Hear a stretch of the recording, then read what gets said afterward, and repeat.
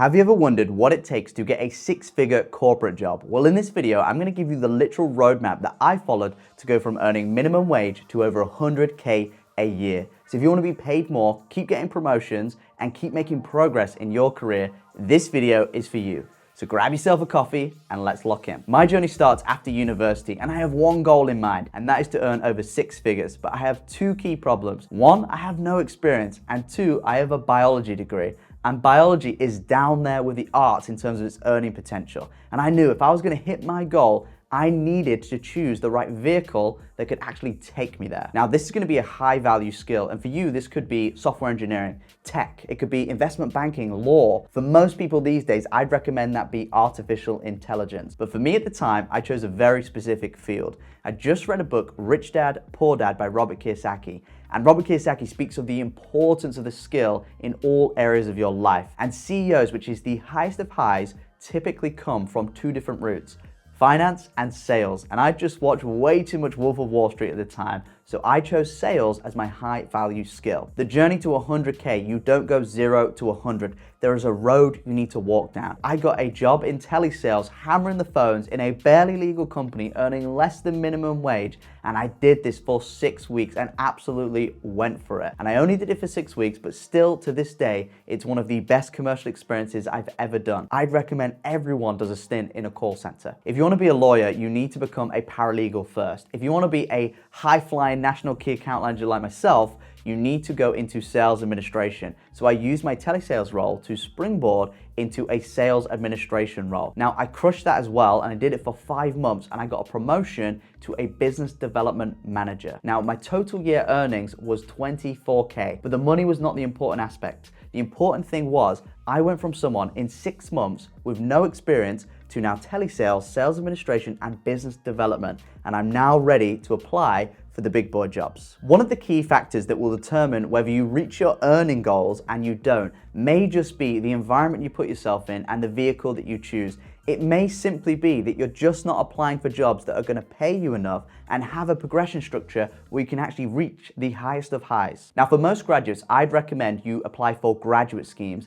Just search up the Times Top 100 graduate employers. All of these, for the most part, will have graduate schemes, and all of these, without an exception, you'll be able to earn six figures in all of these companies. Now, I could have applied for sales jobs in small companies earning 40, maybe 50K a year, but I may be reporting to the sales director or the CEO directly. There's not enough rungs on the ladder that I can climb and actually hit my goals. So this is exactly what I did. I applied for a bunch of graduate programs and got my top choice at BP. And I was earning 50K pretty much straight from university, and I'm halfway there. The great news is I was around a bunch of people who were pension millionaires, and they were earning multiple six figures. And these were just normal people. So if they could do it, so could I. Now, if you want me to go into detail in terms of how I actually got my job at BP, then I'm gonna link a video at the end that I would definitely check out, and you're gonna learn a lot about passing interviews, group exercises, and assessment centers. I'm about a year into my journey. I've gone from 0 to 50, and I'm halfway there, but actually this is where the real challenges start. In my first year at BP, I learned my most important lesson. If you take nothing away from this video, let it be this one lesson: that managing expectations is the most important skill and the most important thing you can do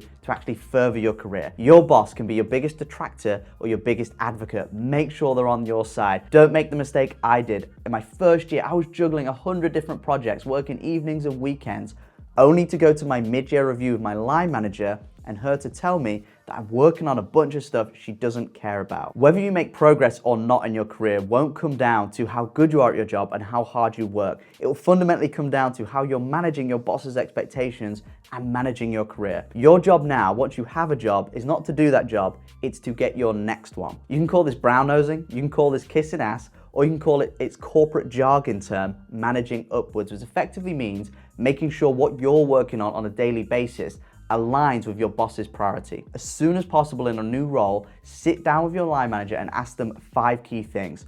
1, what are their priorities so you can align yours with theirs? 2, what does high performance look like to you and specifically in this role?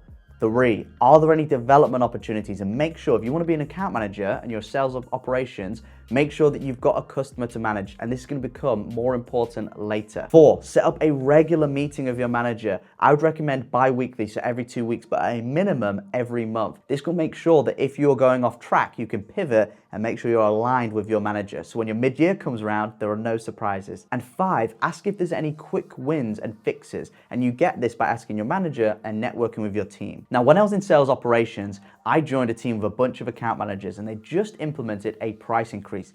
And there was absolutely abysmal ways to track this. They had no idea what customers had price increases and what percentage conversions the account managers got. Well, I just come from supply chain, and I was a wizard with Excel. And I just knocked up in an afternoon a very simple pivot table, few formulas, and a nice dashboard, and it blew their freaking minds. And I did this in the first few weeks. But 2 years later, my line manager still referenced that report that I knocked up in my first few weeks, and I got bonuses on top of my bonuses 2 years down the line, and that still got referenced. Now, I'm not someone who wants to invent work. I like playing Fortnite in the evening as much as anyone, but you need to front load majority of your efforts. And even by doing no additional work, I've established myself as a high performer, I've established myself as someone who wants to progress, and I've got a quick win in the bag that I'm gonna ride for the rest of my time in this role. You need to be moving roles every 1 to 1.5 years. Don't be one of these boomers that says you need to be in a role every 5 years. If you've got a 30-year career, you can only do 5 or 6 roles. I'm only a couple of years into my career, and I've already done over 5 and 6 roles, and I've squeezed